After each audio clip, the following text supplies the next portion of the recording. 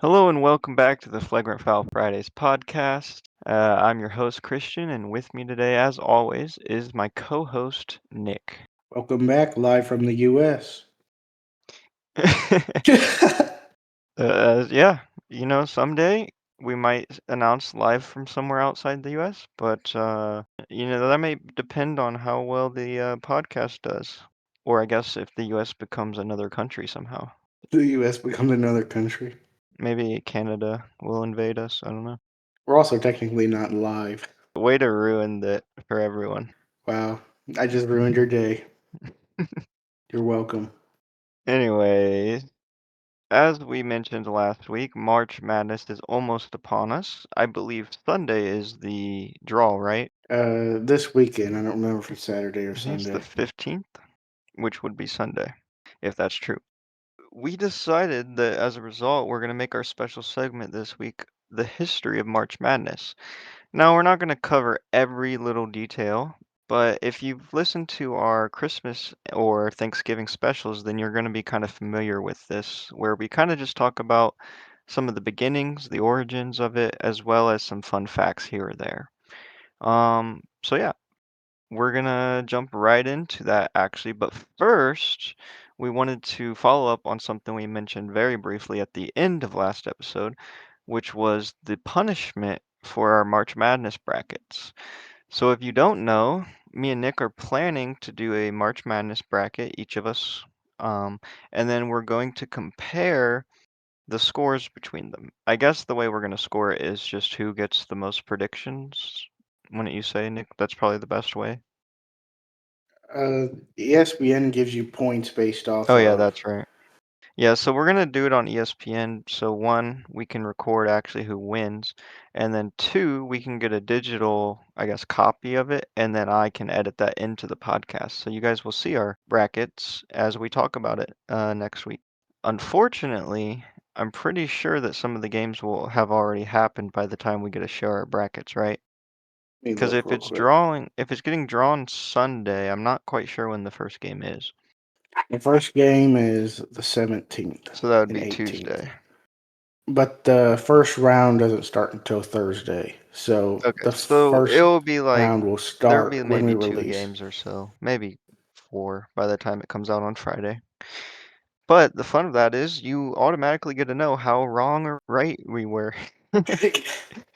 Regardless, we came together and we decided on a punishment. So whoever loses will have to post an apology video, uh, preferably, something kind of dramatic, like "I'm sorry that I let you guys down" sort of thing, maybe including some fun sports quotes. Anyways, on social media, we will have to post an apology video. However, there's a catch. The apology will be written by the winner. So, the Flagrant Foul Fridays social media accounts, probably TikTok, uh, Instagram, and possibly YouTube Shorts, will each post this. And then to make it even worse, both of us will post it on our personal stories. Obviously, there's no context. So if they don't listen to the podcast, they're not going to understand why we're apologizing, let alone why we say what the other person writes us to say, which could get wild. But still PG friendly. Yeah, I mean, we're not gonna say super outlandish stuff, but I think it could be fun to write some fun things. So yeah, so that's our punishment. Maybe in the future we could do a community poll where we gotta have you guys pick the punishment. So that could be fun. And maybe even do our own little group and have the community make their own brackets and And see they get who's the punished winner. too, because we don't like our community. No. Yeah. Uh, but yeah. So Nick, with that being said, why don't we jump right into the special segment? So starting off with the first game in March Madness. Now it technically wasn't called March Madness at this time. It was called the Men's Tournament, which began in 1939 with just 8 teams, and Oregon won the very first title, 46-33 against Ohio State. As much as it sucks that Ohio State lost, it is interesting that they were part of the history of this event because you don't traditionally think of them as like a super dominant basketball team. Now I did look this up. because I was interested in seeing if Ohio State ever won one because I thought they did, and they've only won one in 1960. Well, there you have it. So the field expanded from the 8 teams to 16 teams in 1951. It expanded to 32 teams in 1975, and now the iconic 64 team bracket, that happened in 1985. The opening round, first four, was added in 2001. What is that again? Is that just where they have That's the like first four teams kind of separate for some that's reason? like the play-in tournament from the NBA, kind of But that like didn't that. add more than 64 teams, did it? It was just those were part of the 64? So there's like 68 teams or 66, something like that, and then the teams that win move on to the round of 64. Okay, gotcha. Like Nick mentioned, March Madness originally wasn't the term for the tournament, but according to Sports Illustrated, I guess it kind of just became popular because of the upsets, chaos, and unpredictable stuff. Uh, I guess someone, maybe multiple people, started calling it that as a nickname, and it just kind of stuck. I couldn't find anything about like if there was one set person that kind of coined the term. My guess is it was more of a just thing that kind of happened, you know? Yeah. So the women's tournament actually didn't start until 1982, and UConn is currently and has been since then one of the powerhouses, which we saw last year. I believe they won last year or the year before that. I know they won Yeah. recently. But UConn has been pretty decent on the men's side of things as well. Yeah, they won a couple years ago. But we will actually talk about that in a little bit. So I wanted to mention some underdogs, or I guess history of underdogs within the March Madness history. Um, So the lowest seeded team to ever win the national championship was Villanova in 1985. They were ranked as the number 8 seed. So keep that in mind when you make your brackets there's never been anyone lower than the 8th seed to win it. Now, that doesn't mean it's not possible, but I would say that's definitely something to keep in mind when you're making your bracket. I'd sometimes see people have like the lowest seeds making crazy runs and winning the championship, and I'm just thinking, yeah, okay, good luck with that. However, there have been a couple other underdogs that have been close to winning. So LSU in 1986, George Mason in 2006, VCU 2011, Loyola Chicago 2018, and UCLA of 2021 were all the 11 seed teams, and they all reached the Final Four. The, I guess, second lowest seed besides Villanova to ever win the title was UConn in 2011, and they were the 7th seed. So I would say top 6 is probably a safe bet for your bracket, wouldn't you say? Yeah, probably. With our track record of things like this is the year that the 16th seed is going to win it or something. So we want to talk about some of the champions and the teams to win the multiple championships. So UCLA has won 11. So from 1964 to 1975, they won all of those except for the years 1966 and 1974, with their most recent coming from 1995. Kentucky dominated early on in the tournament before it was popular as March Madness, and then they won in 96, 98, and 2012. North Carolina has six, which they won in 57, 82, 93, 2005, 2009, and 2017. So North Carolina is a bit more of a modern winner. Yeah, they don't win all the time. They space out their wins a little bit. UConn is at six with a win in 1999, 2004, 2011, 2014, 2023, and 2024.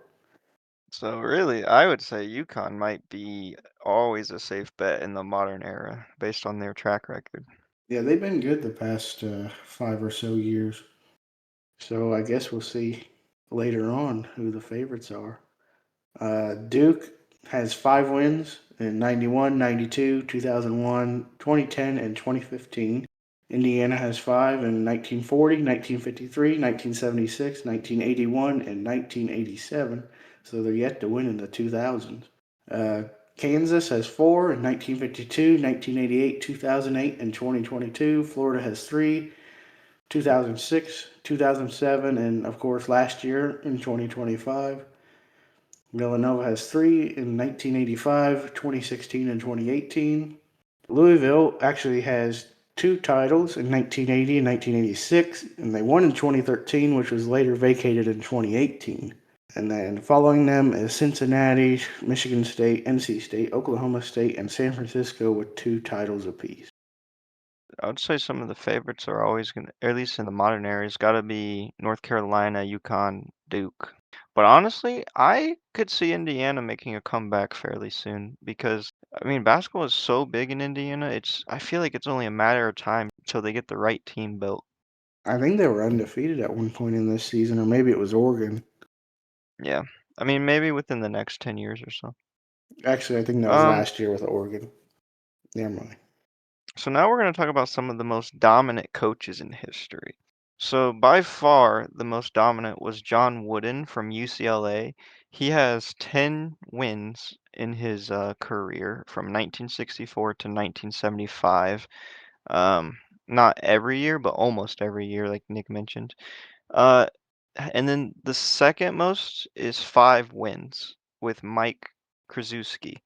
So that just goes to show John Wooden's dominant that he's in first place by a lead of 5 more wins. That's kind of insane.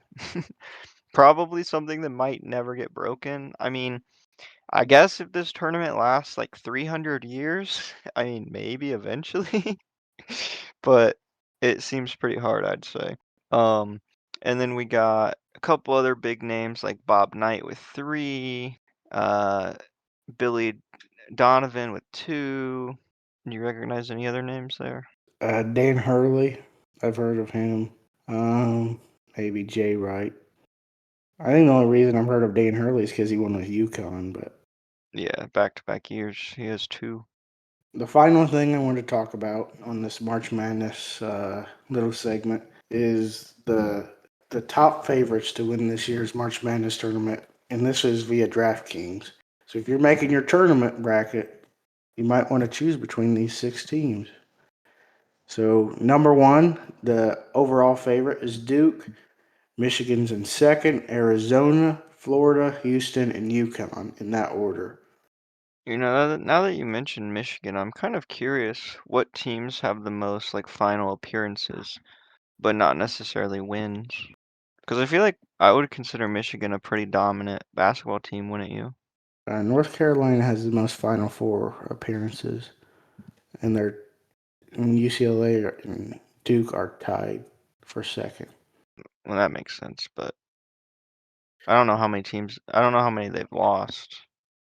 Ohio State has 10, Michigan State has 10, Indiana has Jeez. 8. So like Ohio State basketball is like the Buffalo Bills of college basketball. Michigan has 8 Final Four appearances. Yeah, that sounds about right. So yeah, that will do it for our March Madness history segment. Now we're gonna move into our ball and order segment, and we only have one crime again to report. As always, there probably was more, but we did not hear about them. So Dylan Brooks was arrested in Scottsdale, Arizona around 2 a.m. for a DUI and then was released from custody around 3:20 a.m.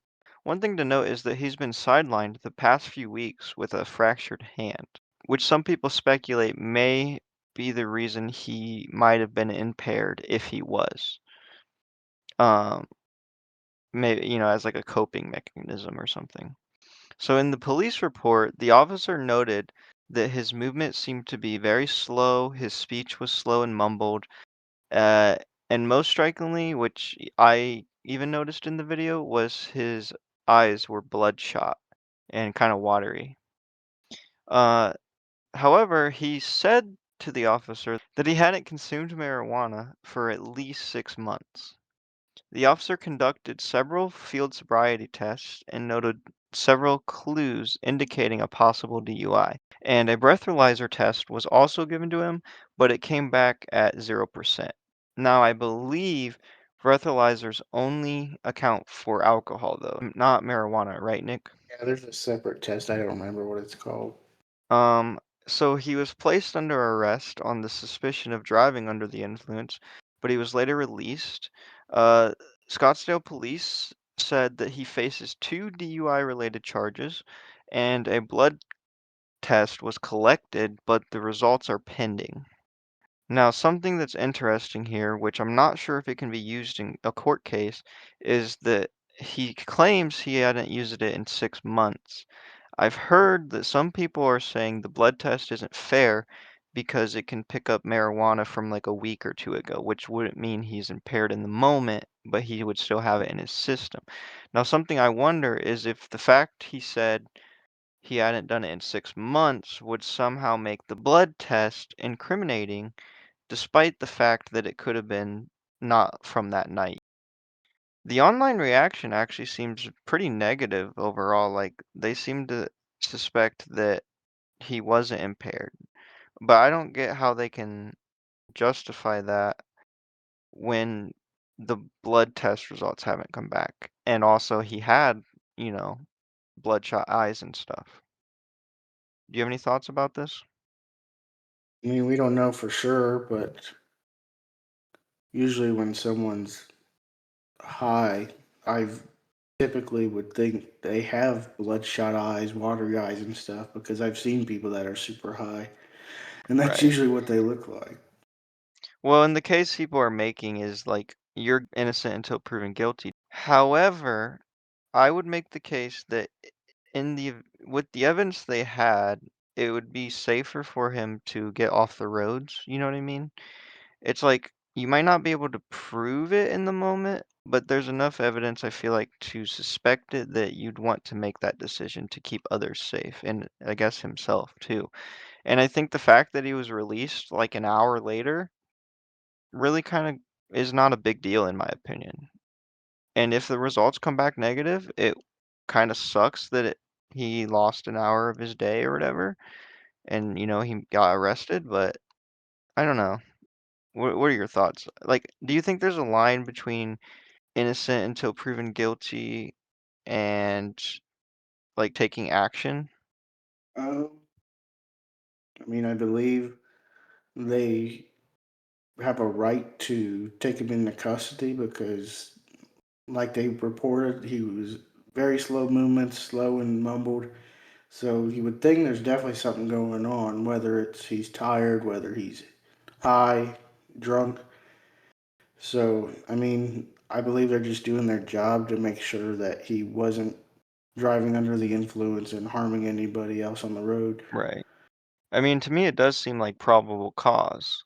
And just because they're innocent until proven guilty does not mean that probable cause does not go into effect. You know what I mean? Like, because if every cop had to prove that you were guilty in the moment, then like every traffic stop ever would just result in them going about their business. You know what I mean? Hmm.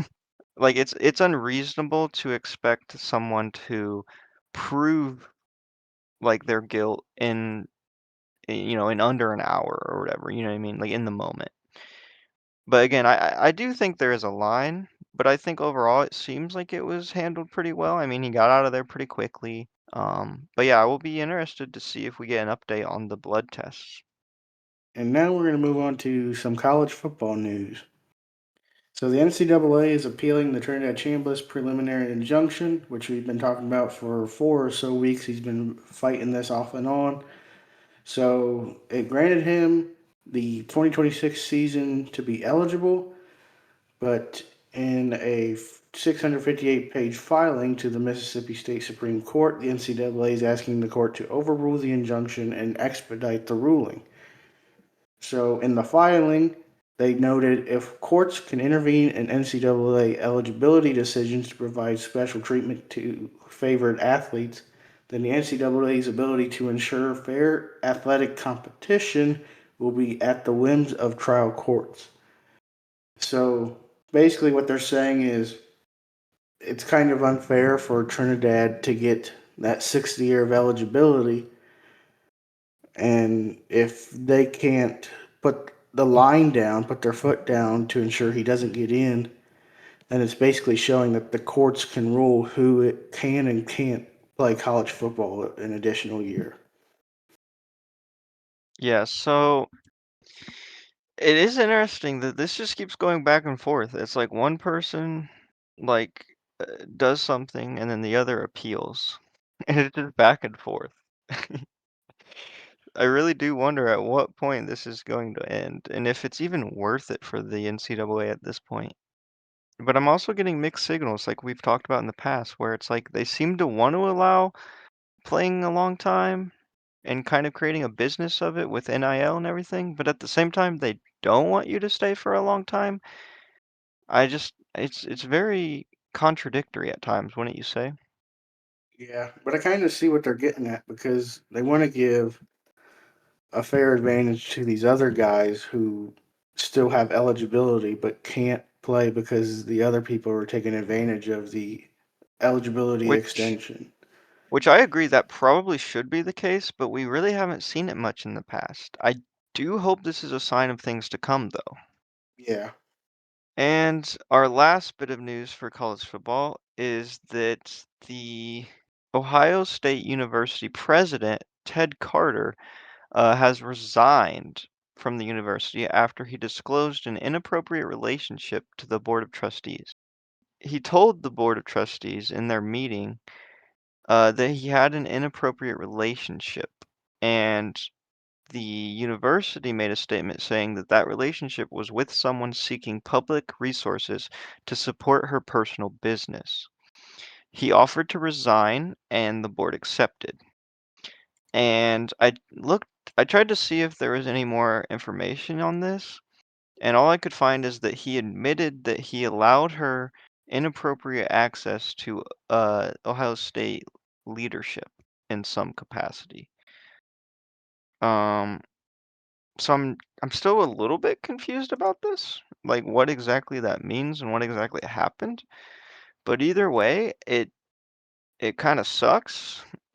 I saw a lot of people making jokes about how the Ohio State Michigan rivalry is kind of making its way into the coaching allegations and stuff now. Like we're trying to one up them or something, but yeah, I don't know. It kind of sucks, although honestly I don't know anything about him. I don't even know if he was a good president or not. But definitely puts a bad image on us nonetheless. But I will say props to him for taking accountability. That's something that we really don't see much in this day and age when it comes to these sort of allegations and stuff. I don't know, did you hear anything more about this or have any thoughts on it?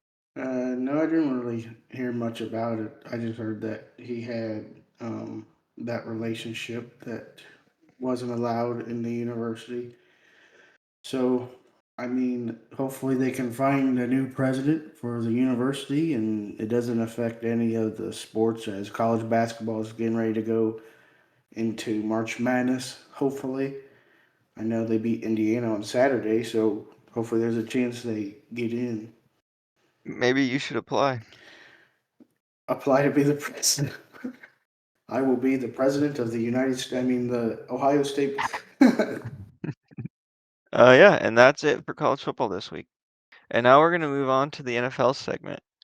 So, as this week progressed and we were preparing for this episode, it seemed like the floodgates opened when it comes to NFL trades. And obviously, this has to do somewhat with the upcoming draft. This is not too uncommon that teams make trades right before the draft and everything.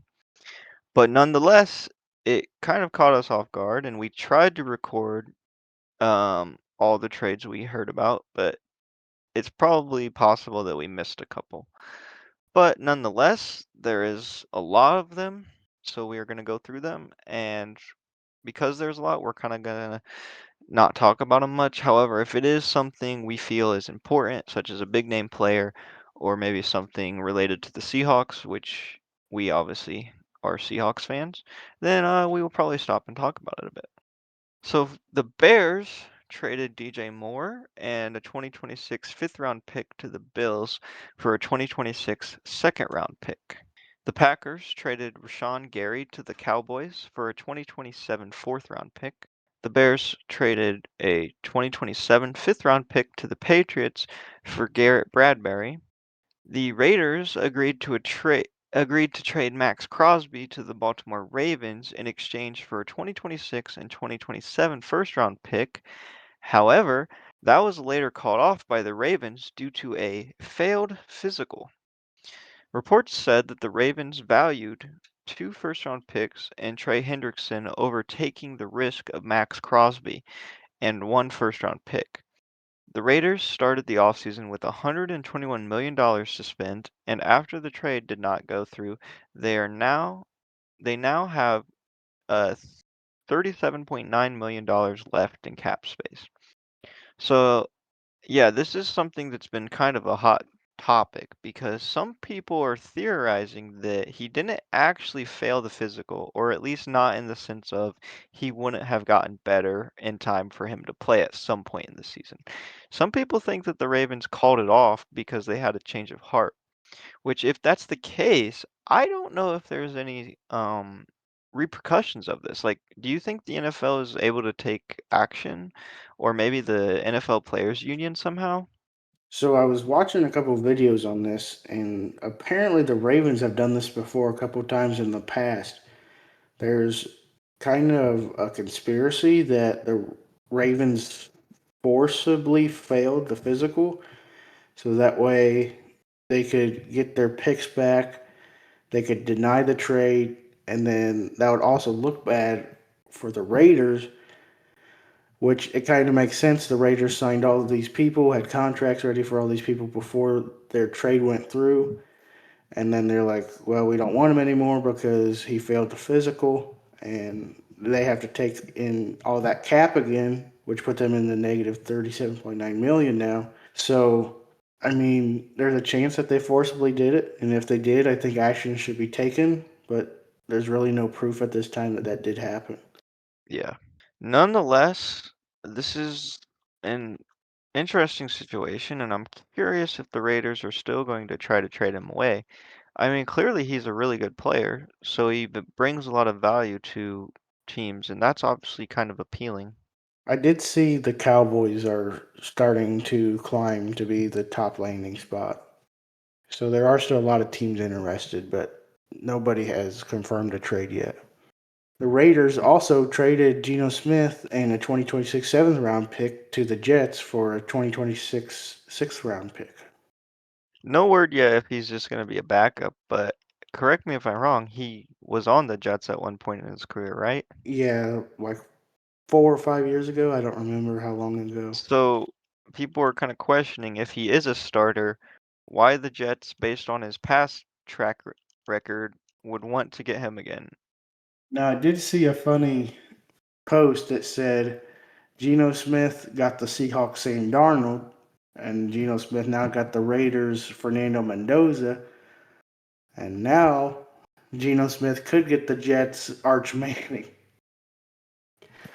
So I guess we'll see. He'll definitely go down in history as one of the best GMs, an accidental one. They should pay him more for helping him out. Yeah, I mean, maybe they are picking him just to tank without looking too suspicious. But that kind of raises suspicion what are they going to do with Justin Fields? Probably get rid of him. He likes to bounce around teams, it seems like.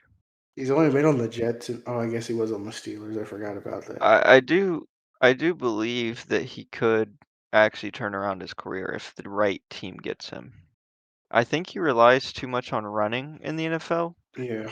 Like in college, he got a better balance of pass run, I feel like. But I would say some of that comes down to having a really bad line. So the Bills are trading Taron Johnson and a seventh round pick to the Raiders for a sixth round pick. And the Colts traded linebacker Zaire Franklin to the Packers for Kobe Wooden.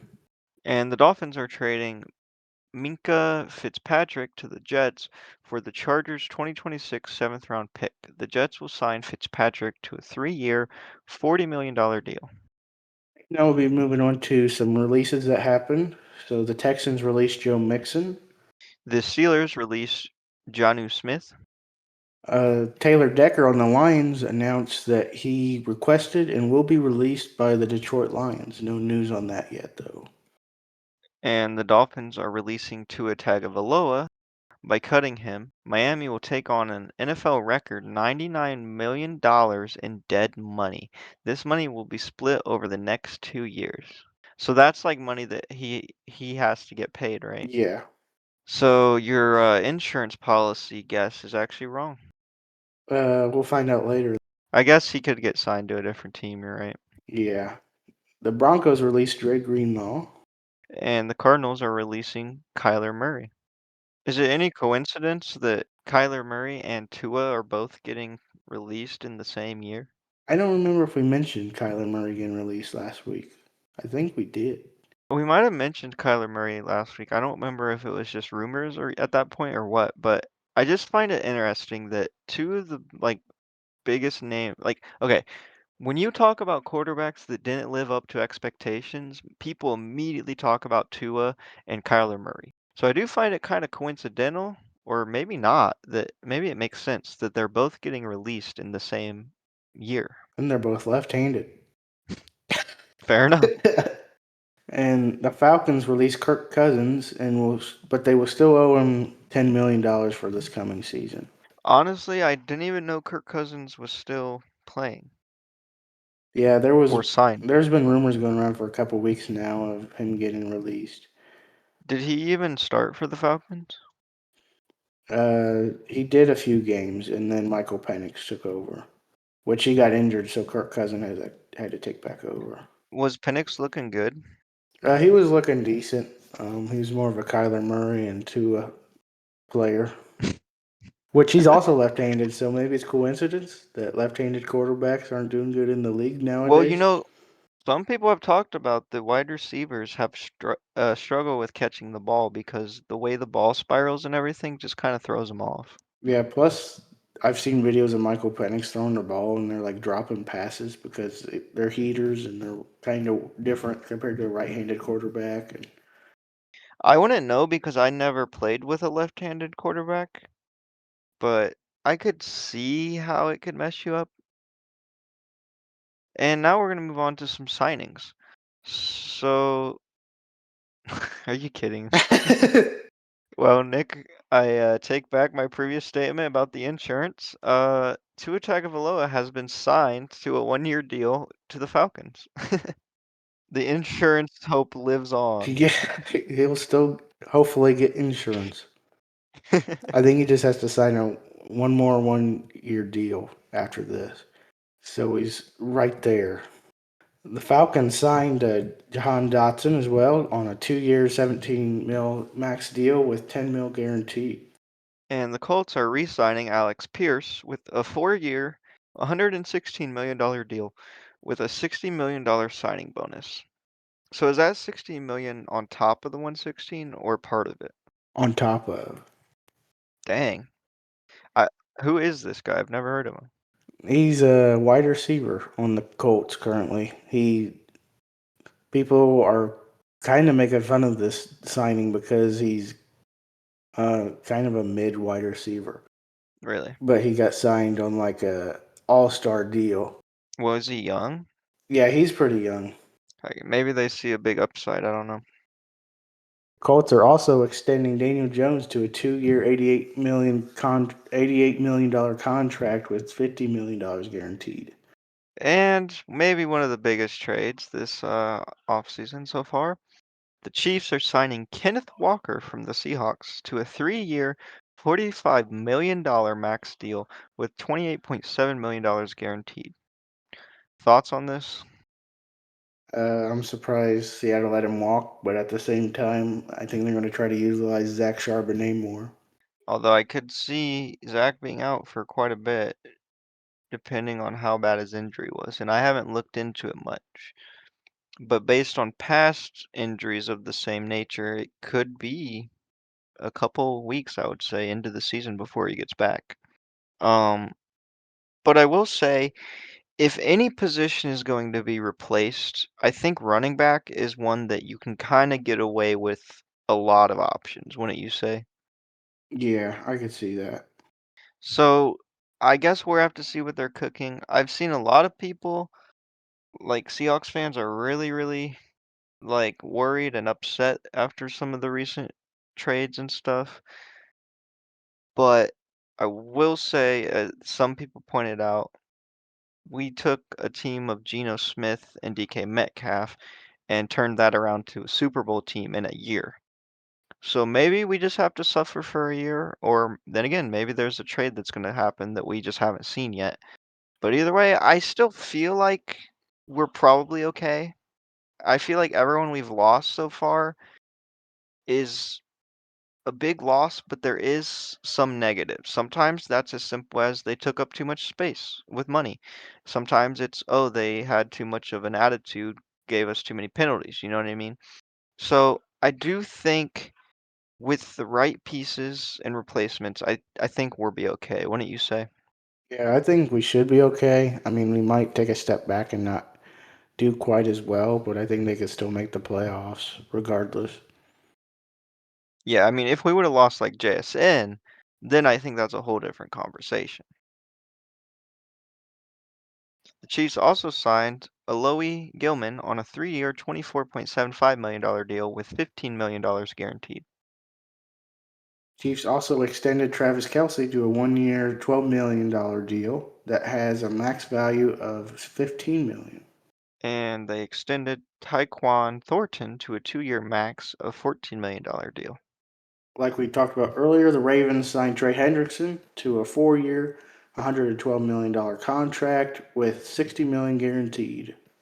They also reworked the contract of Lamar Jackson, and the restructure creates about $40 million in salary cap space for the 2026 season.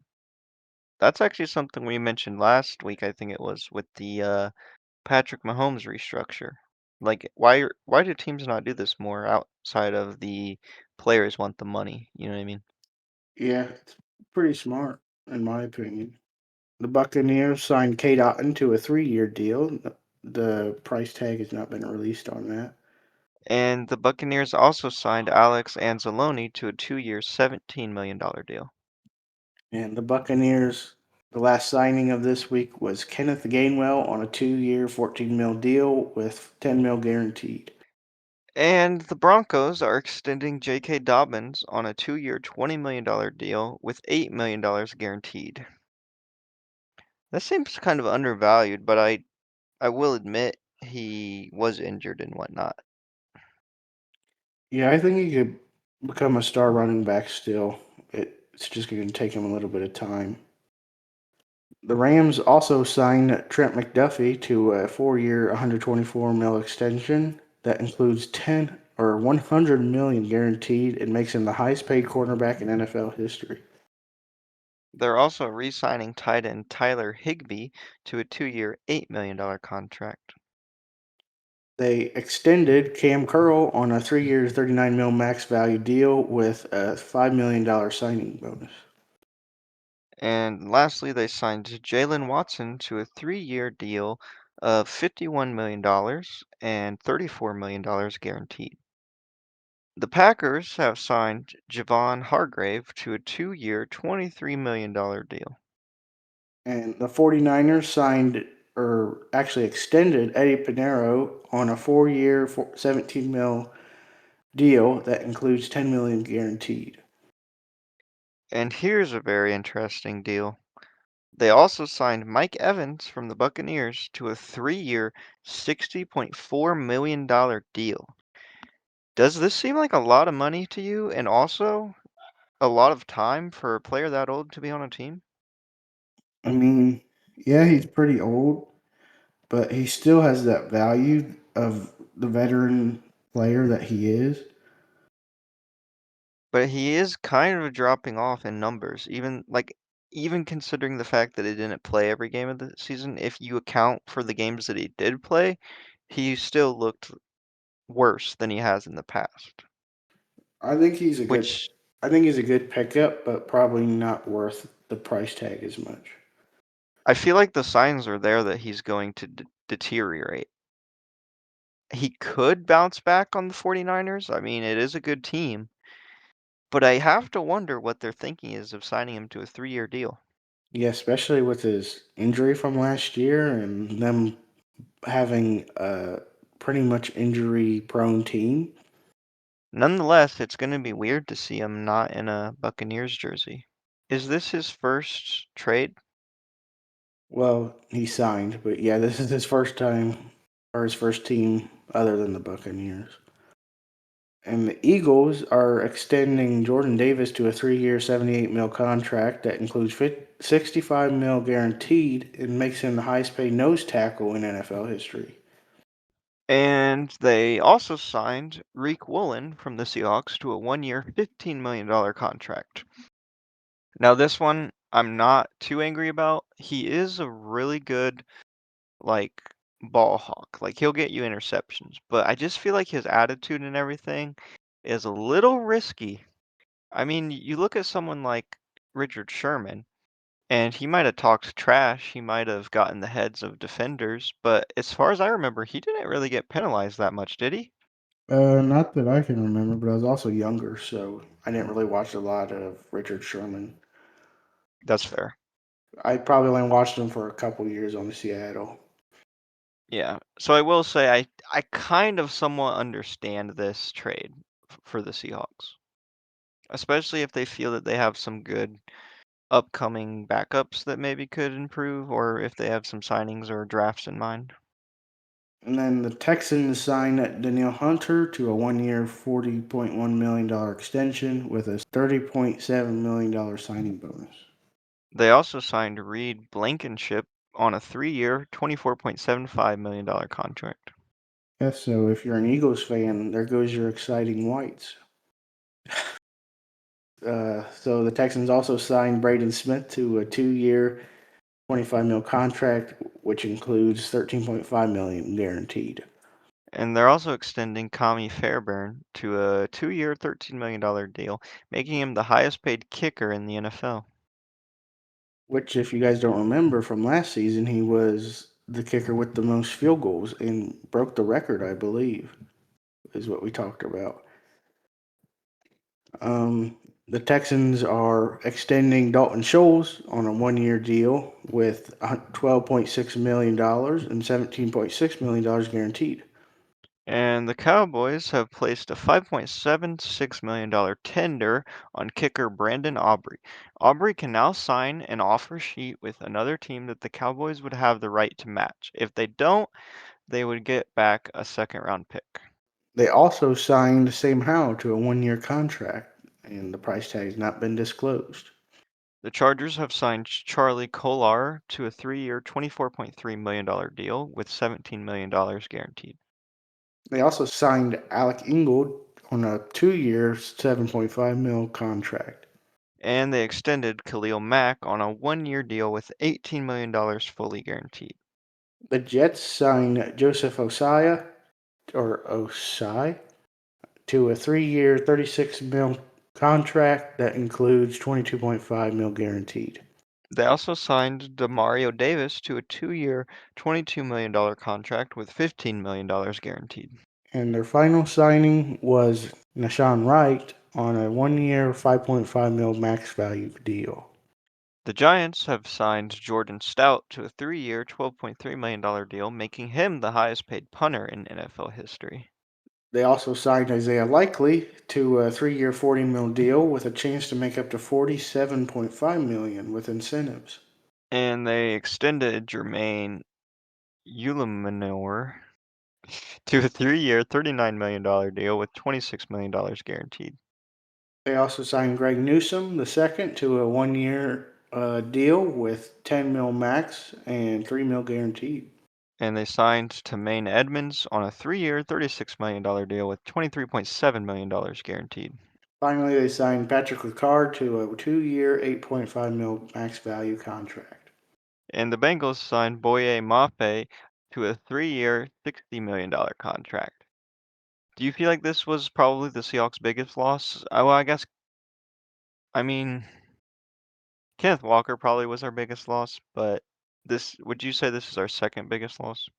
Yeah, so far. I don't know if it's going to be any more losses, but I think he was a decent part of the defense, and he's definitely going to be missed. But 60 million is a lot of money saved, assuming we would have signed him to that contract. and then they also signed Brian Cook to a 3-year, $40.25 million deal with 14 mil guaranteed. The Browns have signed Zion Johnson to a 3-year, $49.5 million deal that includes $32.4 million guaranteed. They also signed Quincy Williams to a 2-year, 13 mil deal with 9 mil guaranteed. And they signed Elgton Jenkins to a 2-year, $24 million deal with $20 million guaranteed.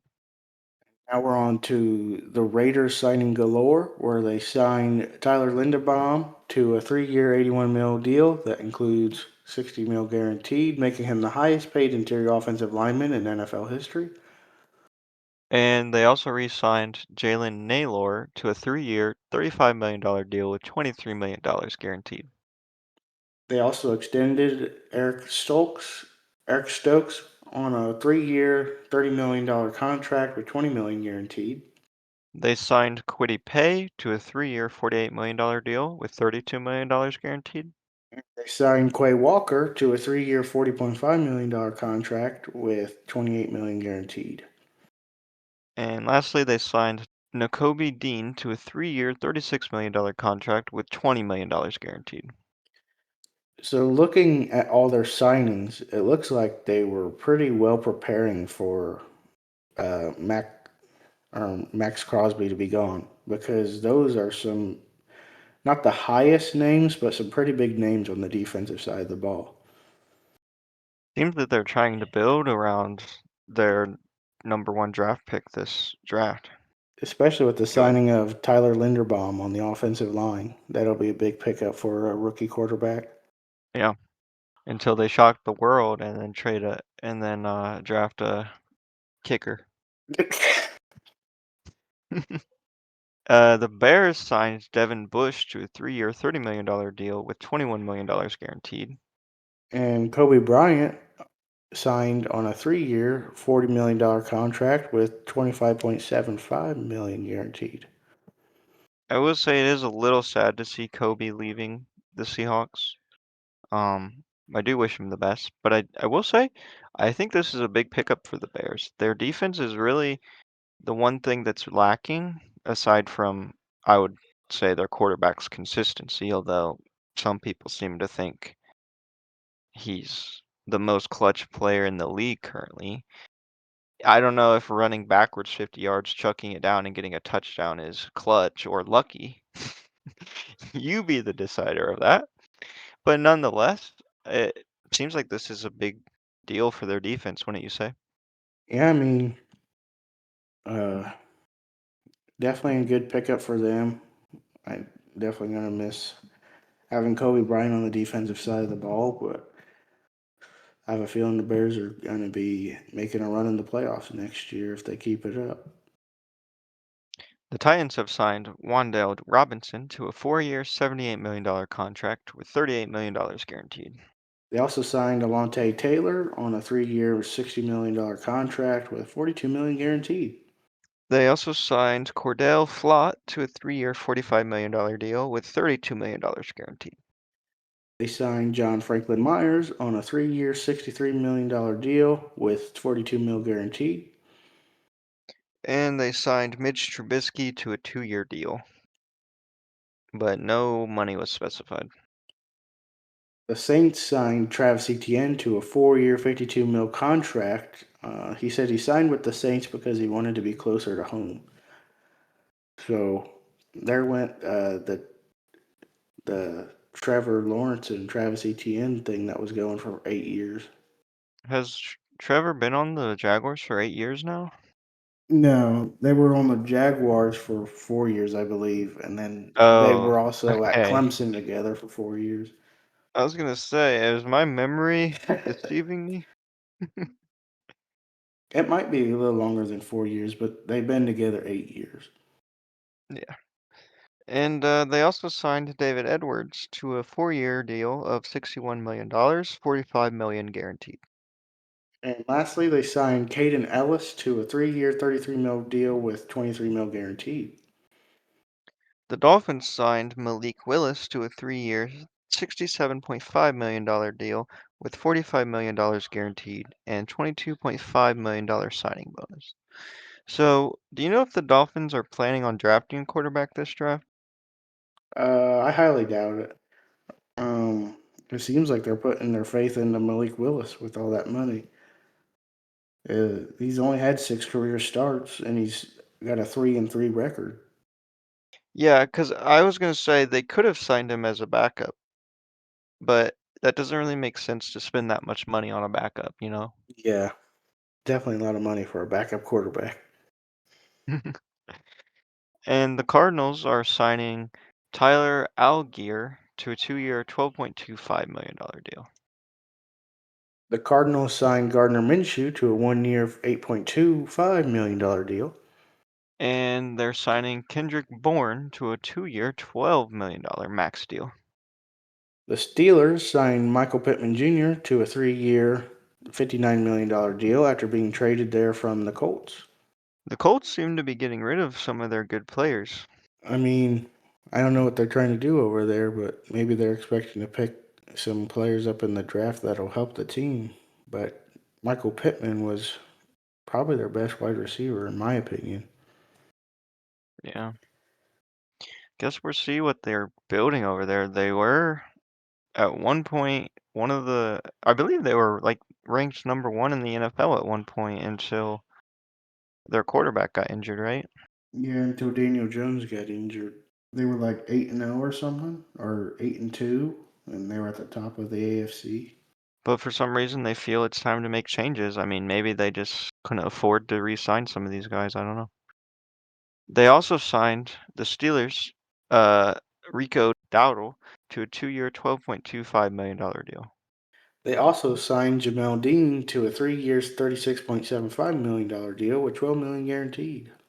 They extended Cam Hayward to a new 2-year deal of $32.25 million with $16.25 million guaranteed. The Commanders extended Laramie Tunsil to a 2 year, $60.2 million contract, and with this contract, he became the first offensive lineman to make $30 million a year. They also signed Odafe Owe to a 4-year, $100 million deal with $68 million guaranteed. That's a big long-term commitment for that guy. They're also extending Marcus Mariota on a 1 year, $7 million deal. And they're signing Amik Robertson to a 2-year, $16 million deal with $9.3 million guaranteed. They also signed Leo Chenal to a 3 year, $24.75 million deal. And lastly, they signed Chig Okonkwo to a 3-year deal, but I don't believe any money was specified yet. And the Bills are extending Dawson Knox on a 3 year deal with no price tag announced.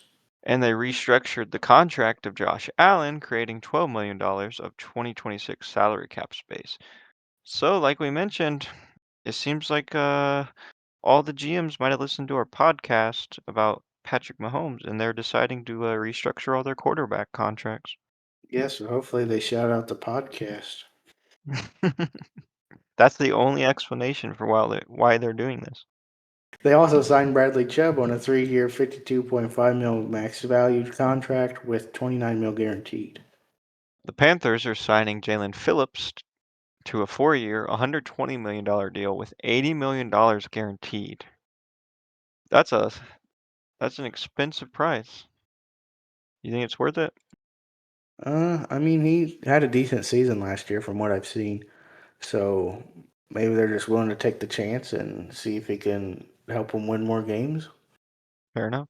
Well, actually, he's from the Eagles, I believe, so he wasn't winning games for them, but I seen he had a decent season. So hopefully he can help them out and not waste their money. Or waste their money. Yeah. I don't care. They're not the Seahawks. They also signed Kenny Pickett to a 1 year deal worth up to $7.5 million with a $4 million guarantee. You know, Kenny Pickett really defined the game in college, wouldn't you say? I remember something to do with sliding. Something happened there. Yep, that's exactly where I was going with that. I don't care about anything to do with him picking a underrated team to playoff runs. Just the fact, I guess it wasn't even playoffs, was it? It was bowl games. But the fact that he caused a rule change says a lot about him Yeah, the because he fake did the slide. fake slide. Yep. And the Panthers also signed Devin Lloyd to a 3-year, $45 million contract with $25 million guaranteed. The Patriots signed your favorite player, Tommy DeVito, to a 2 year, 7.4 mil deal with 2 mil guaranteed. I don't think I've ever said his name You know who he or is? talked about him. Kinda. The guy that had like the Sherlock Holmes looking guy on the sideline with him. What? You never see What are you that talking about? picture? I think I like vaguely remember him being involved in like a something to do with like a fan, right? I don't remember. Here, I'm gonna copy and paste it so you can see what I'm talking about. Okay. But yeah, he's definitely not my favorite player. I don't think I've ever talked about him. Oh, I see. That's not really Sherlock Holmes. He's just Well, I dressed like a couldn't think of the name of what he mob looked boss or like. something. Yeah, a mob boss. I was thinking of detective, but I said Sherlock Holmes. The Patriots also signed Romeo Dobbs to a 4-year, $70 million deal. They also signed Elijah Vera Tucker on a 3 year, 42 mil deal with $250,000 per active game bonus tapped on. And they signed Dramont Jones to a 3-year, $39.5 million deal with $23.1 million guaranteed. And the Patriots also made a really big sign for a small price tag. They signed Kevin Byard on a 1 year deal for 9 mil, which is absolutely crazy to me when he finished last season with the most interceptions in the league. Did he maybe allow a lot of touchdowns? I don't know. I don't know much about him. Yeah, I don't know much about him either. He was on the Bears. That just seems, you're right, that is very cheap. Is he old? Let me look it up. How old is Kevin Byard? I remember him on the. Oh, he's 32, so kind of old. I remember him on the Titans, though. Well, that's presumably the only explanation, unless he got injured or something. All right, now we're on to the Seahawks. Let's see what crazy things they've done. They re-signed Drake Thomas for 2 years with $8 million. I saw a lot of people that were really happy about this and said they were surprised they were able to get him for that cheap. He wasn't really well known because he wasn't one of the bigger role players, but he had a pretty good season. He had 90 plus tackles, a couple sacks. He's a linebacker if you didn't know that. But they also extended Rashid Shaheed on a 3 year deal with $51 million and 34.7 million guaranteed. When I saw this deal go through, I had the biggest sigh of relief because there is a lot of talks of him going to a bunch of different teams. I will say though that's a pretty hefty price tag when they only really used him on special teams. They didn't really I utilize him as a agree. receiver. Yeah, I totally agree, but I do see us using him as a receiver a bit more. Yeah, I think we'll use him as a receiver a little more, especially after his good play, or especially since he played good in the playoffs. They're also extending Josh Jobe to a 3-year, $24 million deal with $14.25 million guaranteed and a $7 million signing bonus. That seems a pretty good price tag for him, wouldn't you say? Yeah, I mean he was one of the top defenders last year, so definitely a pretty good pickup for Seattle. Pretty cheap too, I'd say overall. Yeah, and they're also re-signing Josh Jones to a 1 year contract, but no price tag has been released. And that's and our last team and our last thing for the NFL segment is the Lions. They signed Isaiah Pacheco to a 1-year, $1.81 million contract. They also are signing Teddy Bridgewater to a 1 year deal, but no amount has been discussed. And they signed Cade Mays to a 3-year, $25 million contract with $14 million guaranteed. Now we'll be moving on to the NBA with some records for this week. So Cooper, Oh, yeah. We Yeah, I mean, records is kind of an understatement after what happened last night. yeah, which we will talk about later, because we want to actually talk about that a little more than we will the rest of this. Yeah. So Cooper Flag reached 1,000 career points at the age of 19 in 74 days. The only other player to do so at a younger age was LeBron, at which he was 33 days younger. He's the ninth player in NBA history to post 1,000 points, 300 rebounds, and 200 assists in his first 50 games. Since the merger in the 76-77 season, Luka Doncic and Michael Jordan are the only two players who have done it. Which is really good company. And six of the seven retired players on that list are Hall of Famers. I mean, Cooper Flag is shaping up to be a generational talent. Do you think he's going to be able to break LeBron's record? Probably not, because that requires him to one, stay healthy, two, stay dominant, and three, have the desire to not retire, regardless of how good he is. I think that's way too many factors to say. Speaking of LeBron, he also broke Kareem Abdul-Jabbar's record for the most field goals all time, and this happened against the Nuggets. Seems like we have a different LeBron record every week almost. Yeah, LeBron's trying to be number one in every stat, I guess. Except 3 pointers made. You'll never make that. Shea Gilgeous-Alexander tied Wilt's record for consecutive 20-point games, so that's always an elite stat if you get compared to Wilt Chamberlain in the scoring category.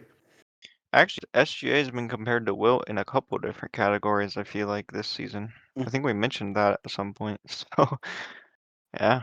Yeah, and they actually play tomorrow. Yeah, they play tomorrow night, so he could surpass Wilt. Who are they playing? The Thunder are going to be playing the Celtics, so there's a chance. There's a chance, but it's not a give me. Hmm. Speaking of the Celtics, though, the long-awaited return of Jason Tatum has happened. And one thing to note is this was one of the fastest comebacks for an NBA player that had an Achilles injury. Here's the stats. In 27 minutes played, he had 15 points, 12 rebounds, and 7 assists. So some people might look at this and be like, well, it was only 15 points. However, he almost had a triple-double. I mean, I don't know about you, Nick, but this seems pretty promising. Yeah, I mean, I saw a lot of players barely score 10 points coming off their game after their Achilles injury. And then Kevin Durant had like 20 some points, was one of the highest. So nobody had an immaculate game after coming off that injury. So I believe he could have a pretty good return, and hopefully he doesn't slump. But so far, he hasn't shown any signs of slowing down.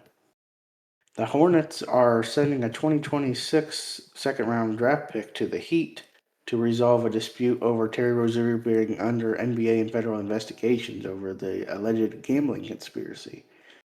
And speaking of the Heat, Bam Adebayo has finished last night's game against the Wizards with 83 points, which means he surpassed Kobe's scoring record, and he now holds the record for second most points scored in an NBA game behind Wilt's infamous 100-point game that really we can't fully verify still, so in some senses, he holds the record in the modern era nonetheless. So here's a couple fun facts about this game. He scored a career high 43 points in the first half. I believe like 30 something, 31 points were in the first quarter. This 31 points in the first quarter is the fifth highest scoring quarter in the play-by-play era. He also set the Heat franchise record for points in a game as well. And well, I guess that makes sense. He also had the most free throws made in an NBA game with 36. For reference, second place is a tie between Will and Adrian Dantley with 28. And then he was 2 threes shy of the most 3 points attempted in a game. He had 22 to Klay Thompson's 24, which is kind of surprising because he's not really much of a 3-point shooter. I believe he made 7 this game. And for reference, his scoring average before this game was 18.9 points per game, with a previous career high of 41 points and a season high this season of 32 points. So this really was out of nowhere. However, there is a lot of controversy around this. Do you want to talk about that, Nick? Yeah, so online, I've seen multiple interviews with coaches and players talking bad about this because, that was Kobe's record. Everybody viewed 81 as Kobe. Bam Adebayo being an 18.9 point per game guy this season and scoring 83. The help between the Wizards and fouling people in the last 5 minutes so that way he could get the record. Also, him having the 40 free throw attempts. Yeah, everybody was just talking bad about it because it was Kobe's record, and he kind of, what they want to say is basically got helped to get this record instead of doing it by himself. Right. Now, it's one thing for your team to give you a bunch of assists. That's a sense of helping that I think is fine, you know? But when you're up 26 points and you're purposely missing free throws and fouling the other team to help him set this record, that is super unsportsmanlike. I understand that the opportunity to break this kind of record only comes around every so often, but the way in which they did it really has rubbed people the wrong way. And I think as a result, this is going to be one of those records that it's going to be brought up every once in a while just because it's technically second all time. So whenever we see this sort of comparison, it's going to be up there. But I kind of wonder if people are just going to write it off a bit. What are your thoughts on this, Nick? Do you feel like there's a bit of an asterisk to this record? Uh, Kinda. I mean, a lot of people are, a lot of people now that saw this game and stuff are gonna be like, oh well, he got carried to that 83 points. He got helped. He had 40 free throws. But I have a feeling the next generation that grows up, they're gonna be like, oh, this guy had the most points. They won't know about the 40 free throws. They won't know about the team helping him foul the other team so he gets more Mm. opportunities. That's a good point. I think when we talk about records in the past, people don't bring up the actual like play by play what happened in the game. So that is actually a valid point. We might actually end up forgetting about it. Um, yeah, I feel like okay, here's the thing. To get this record, you're gonna have to make free throws, right? And getting free throws to some extent is part of the game. If you're a center, like he is, you can utilize that to your advantage. I have no issue with that whatsoever.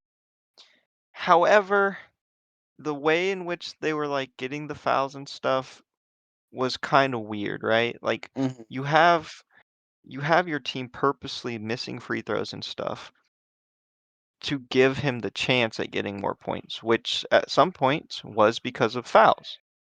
Now, I didn't watch the game personally, so I can't say how many of the fouls were like him baiting the foul versus actually getting fouled. To some extent, that is the Wizards' fault. Like you have to not foul the guy, right? But at the same time, just with all the controversy behind it and some of the stuff that's kind of rubbing me the wrong way, it's hard for me to appreciate this fully. Um, but I will say he did hit the free throws. That's important.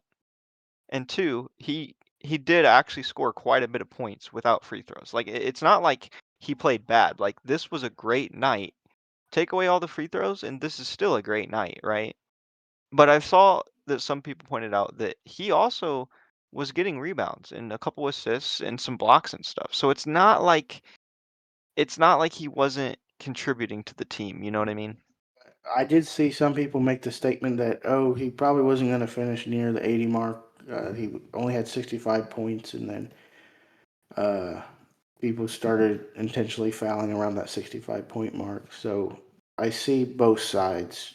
I mean, without him, he had to make the shots when they were given to him. So, and he had to get the rebounds when they were given him the opportunity. So I don't know why they would do this, but do you see any possibility of the NBA making a rule about like intentionally fouling while up? no, I doubt they'll ever make a rule. Just because, I mean, they could award an extra pointer, like an extra free throw or something, but I really don't see a reason why they would.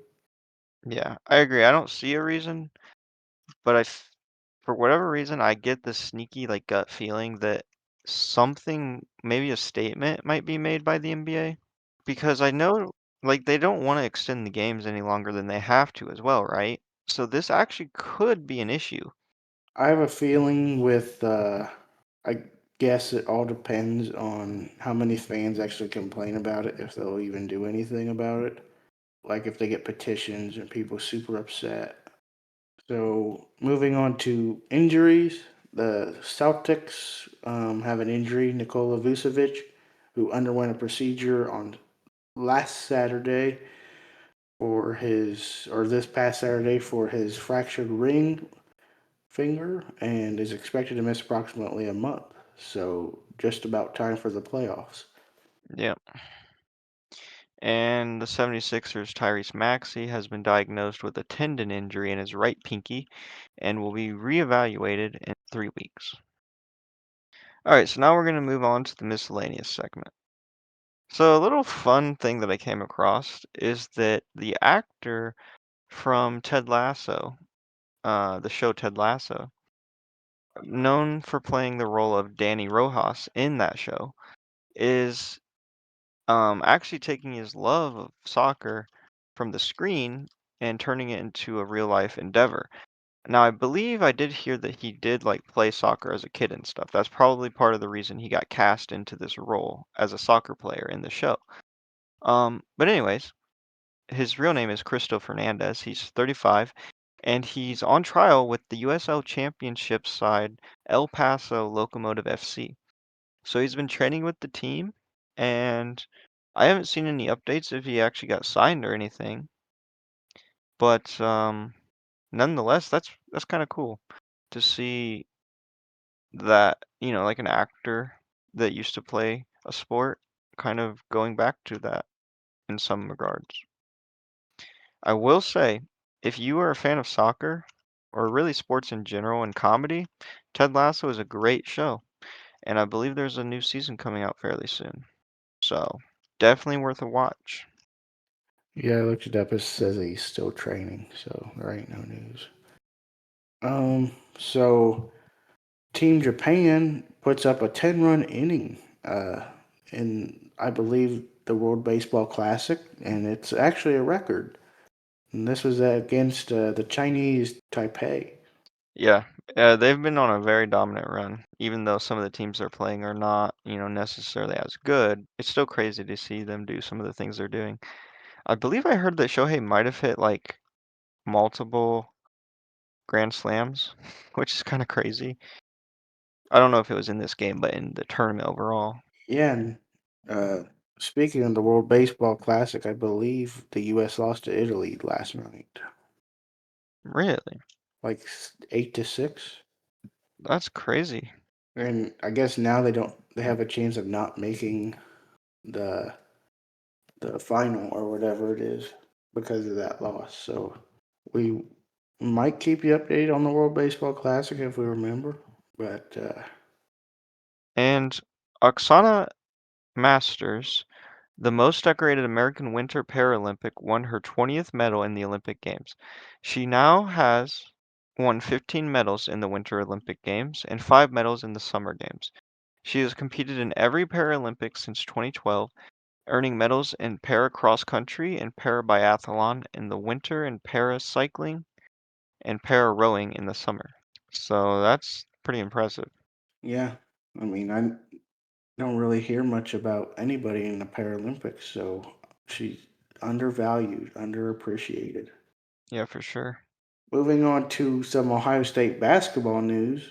Uh, I wish I would have remembered to go to this game while I was in Columbus, but I forgot that it was going on until I got the notification from ESPN, so I just watched the game from my phone. But Bruce Thornton broke the all time scoring record for an Ohio State player.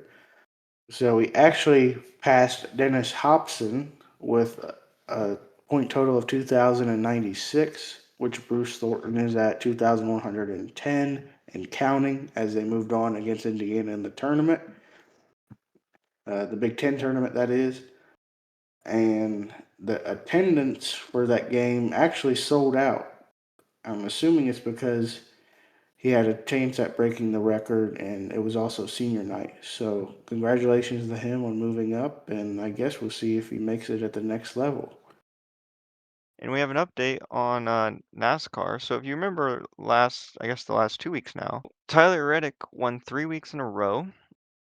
Um, so we were wondering if he was going to win a fourth week in a row. So we have to announce that that did not happen. Ryan Blaney won this week, but both 2311 racers finished in the top 10 this week. So nonetheless, that team is looking very dominant still. So, I just wanted to give a quick sumo wrestling update since we did cover the last tournament and it's happening again.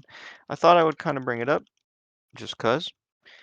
One thing I have to report, sadly for you, Nick, and I guess me as well, and fans. After a great last tournament, Abi has sustained a lumbar traverse process fracture, and he withdrew early this tournament. He will likely miss at least a week's worth, if not all the remaining fights in this tournament, potentially dropping his rank very significantly. If I remember correctly, you had a feeling that he was going to do very well this tournament, right? That was like one of the last things we said. I was also rooting for Aunishki. Yeah, well, unfortunately, he's currently 2-2 this tournament. So his Yokozuna promotion is looking a little grim, although it's still early. I didn't get the chance to watch his loss today, or I guess it would have been yesterday's tournament, but he looked pretty decent, I thought so far. So I don't know. Either way, though, it's a little scary, and yeah. However, I did want to point out that after a really bad last tournament, Ura is 3-1 this tournament. And it is his hometown of Osaka, so I feel like that might be partially why he's doing well. But nonetheless, it's really good to see him kind of bounce back because he's a big time crowd favorite no matter where he's at. So yeah, and that's it for this episode. Unless you have anything to add, I was going to say, as always, if you have suggestions, leave them in the comment description or the comments down below. the comment description. Yeah, I'm kind of excited to make my bracket for March Madness.